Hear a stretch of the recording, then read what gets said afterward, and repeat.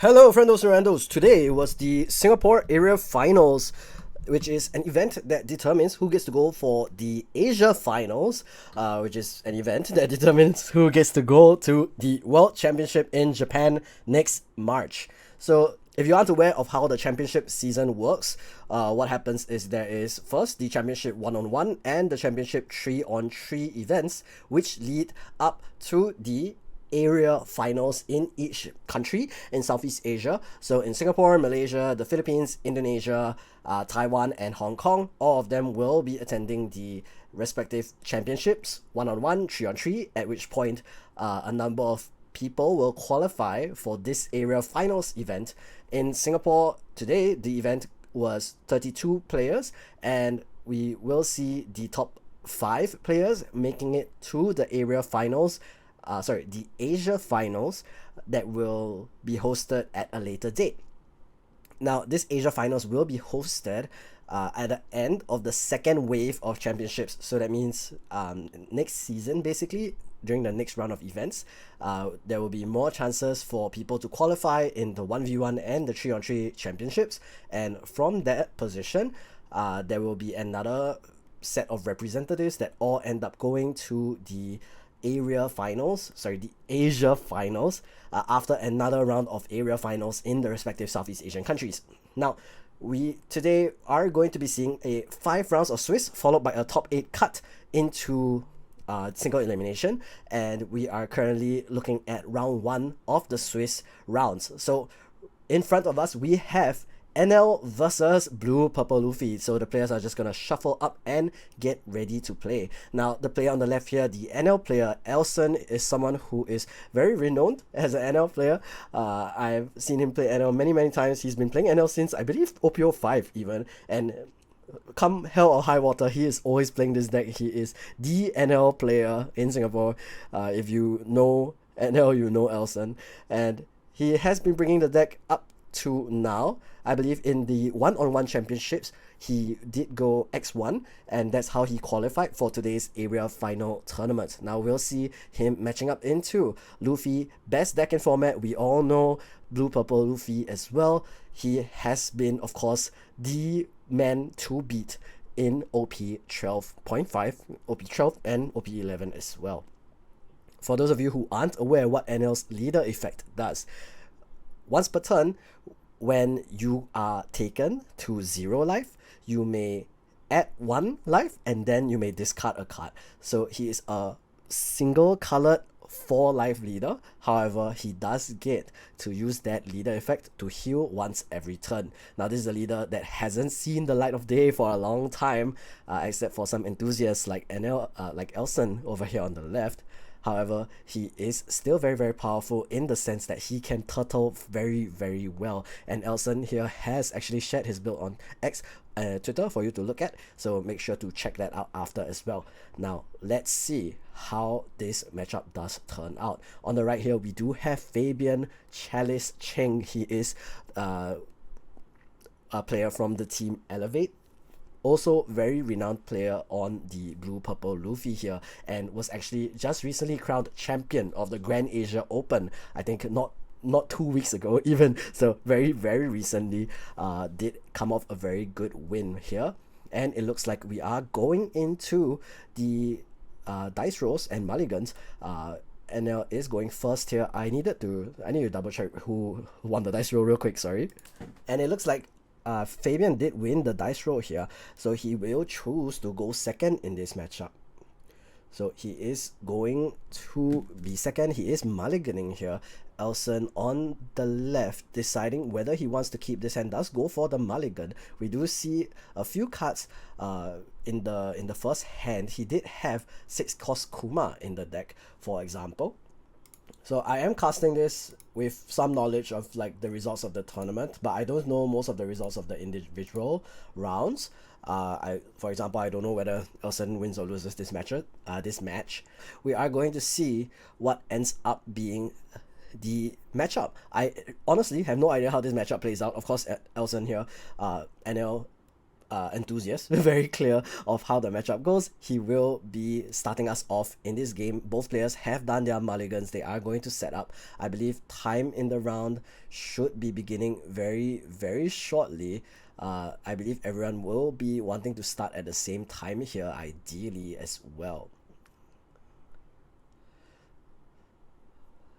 And that is time in the round. Now, Elson immediately passes no one cosplay. Similarly, Fabian, no two cosplay on this blue-purple Luffy.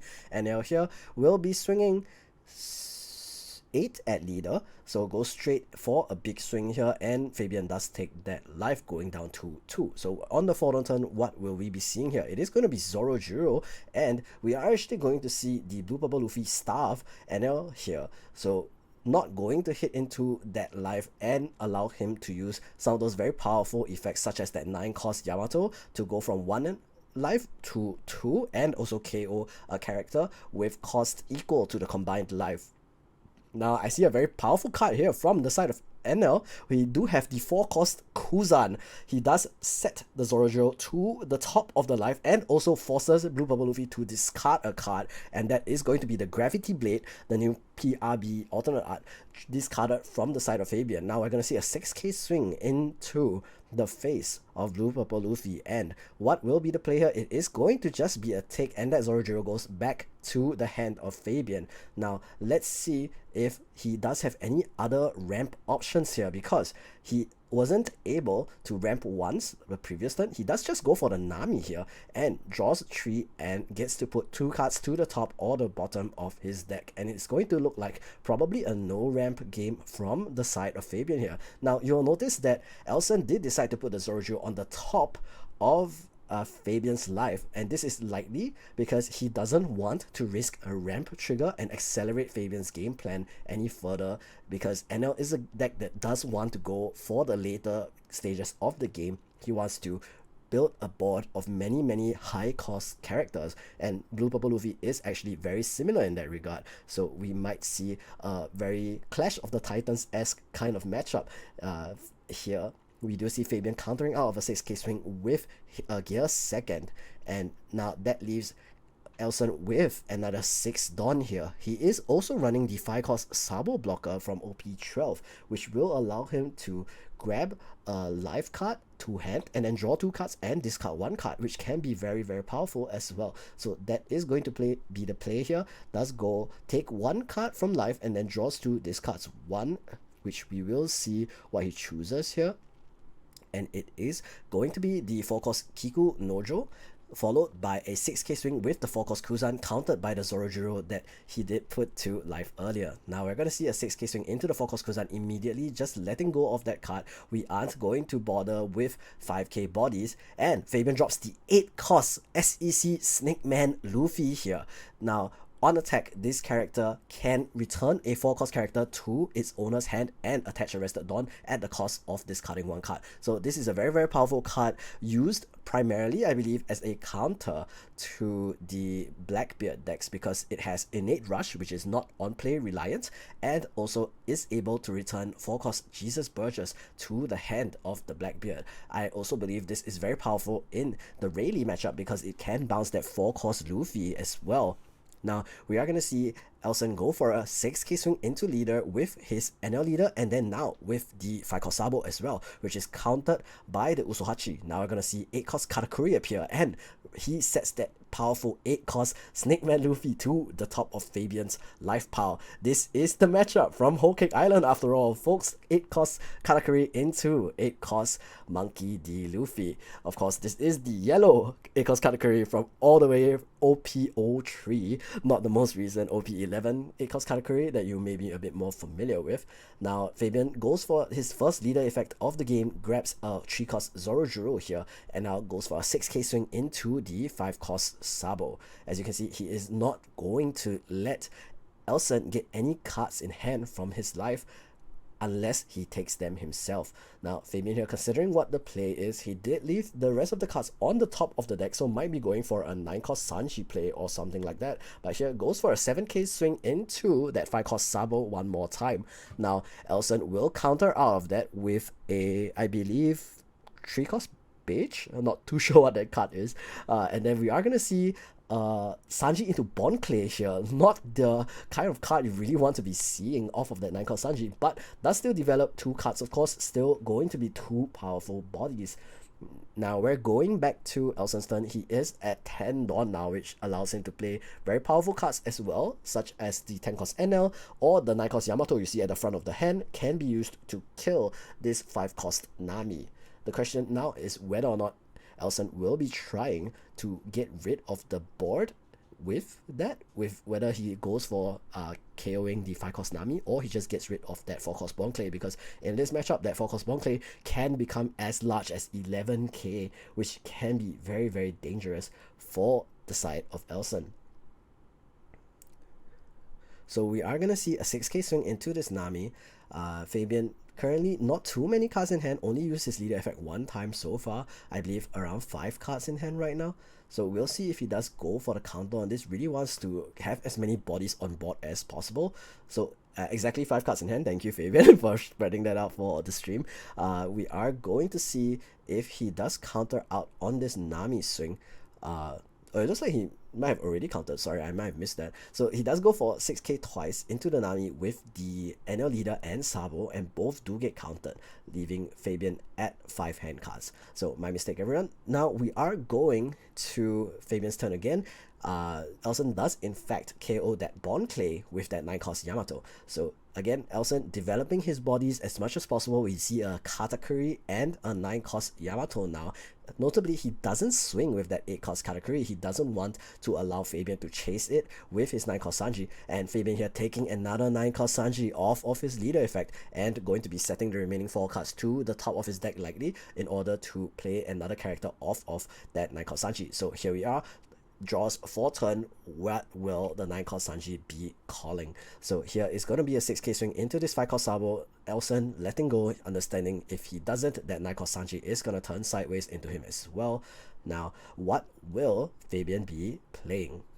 And just as, by the way, the 2k counter that was discarded earlier is the PRB X-Drake alternate art. So not 3 cost Bitch, but the X-Drake. Now, let's see what will be the next play. Here, Fabian goes for the 9 cost Sanji. It is going to be 9 cost Lin Lin this time, so isn't able to remove anything on the side of Elson's board, but does still get the heal. And currently, Fabian's board looking very, very dangerous for Elson. We are going to see 4 bodies, 3 of them being 9 cost 9k, and then 1 5 cost Nami as well. So how will Elson react now? He does draw into the Zeus here, which can be used to KO that Nami, but his remaining card, I believe, is 8 cost Katakuri, so he isn't able to remove these 9 cost characters. And notably, one very significant ban that came in the previous ban list was Kingdom Come Raigo, which does limit Elson's options of getting rid of these big 9 cost bodies, because if you are aware, Katakuri 8 cost only removes other 8 cost characters, as we saw him do with the 8 cost Snake Man earlier. However, he doesn't really have an answer to 9 cost characters at all, except for simply attacking them. So right now we are gonna see that pinch that Elson is in, because in the following turn we are likely going to see Fabian try to push some damage into Elson. Now that he has 3 big attackers, he can try to force Elson to 0 life and try and reduce his hand size, or he can also bait out Elson to take a lot of cards to hand and then hit him with the 4 cost Pudding. Now we are gonna go to Elson again. What is he going to be doing here? He is considering turning his board sideways, but as we mentioned earlier, if he does, Fabian is definitely going to start whacking into his board as well. And we all know 9 is bigger than 8, and that will be very dangerous for this 8 cost Katakuri. One of Enel's largest strengths in the past is being able to play a very long game out because of, again, these large bodies going back to back to back, a lot of them generating value by healing him. He also got a new buff in EBO2 with the 10 cost Enel, which Elson is running 4 copies of as well, but it looks like he just hasn't managed to draw it right now. Enel, of course, being able to, when attacking, discard a card and then heal 1 life to the top of your life as well if you are at 1 life, which is also very, very powerful, becomes a 12k attacker here. Now, Elson is going for a 8k swing into Fabian's face, and here we are going to see a God Threat trigger, which does put Fabian up to 2 active Dawn and allows him to use Gum Gum Giant again this turn. Now, let's see if he will be going for a 9k swing with that Yamato and what else will be coming after.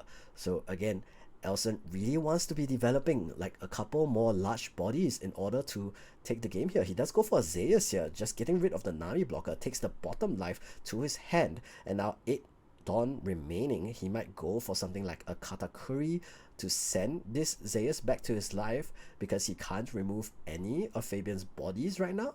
Or he might just go for 2 big swings with that Yamato and his leader, and it's looking like the latter right now. It is going to be 1 Dawn on the 9-cost Yamato, and I'm going to bring your attention to the card at the front of Elson's hand right now. That is the 6-cost Ultramarine, which is a yellow event card. I saw this in Elson's list the other day. I was very, very surprised to see such a card, but he has always been a very innovative Enel player. He does play very interesting decks, such as the 3-cost Gangster Gastino during the RP Law meta.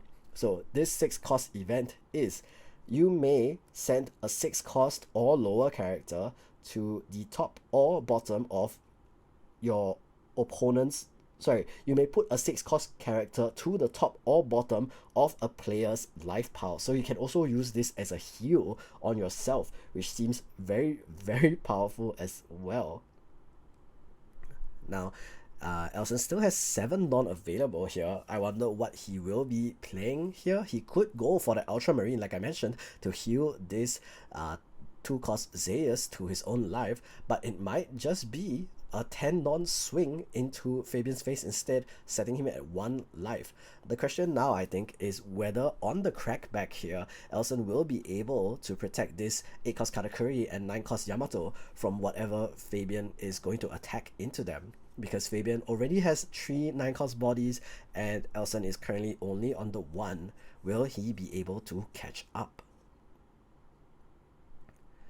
So we are gonna see him counting. Can he protect these bodies? He is, I believe, at 7 hand cards right now before he plays anything else.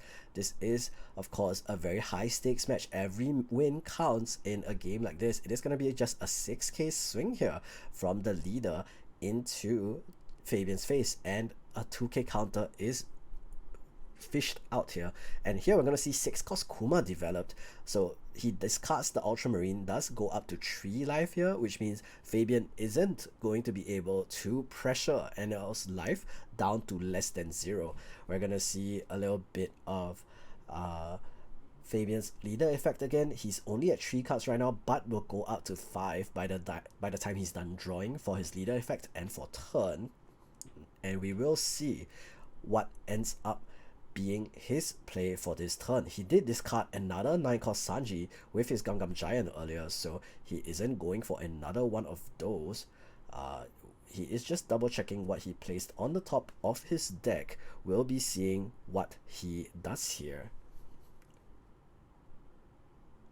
So again, high stakes game here. Every round counts. Even round 1 does count, and arguably round 1 counts the most in a format like this. It is basically a flagship 5-round Swiss, but has a top card. He does send the 4 cards to the bottom this time, and then draws the 5-cost Nami. Goes back up to 10 Dawn here. We are going to see what he does decide to do. So the targets available on board for Fabian are a 8-cost 8,000 power Katakuri and a 9-cost 9,000 power Yamato. We're going to see Fabian go for a 10k swing into this 8-cost Katakuri, which Elson will begrudgingly let go of course.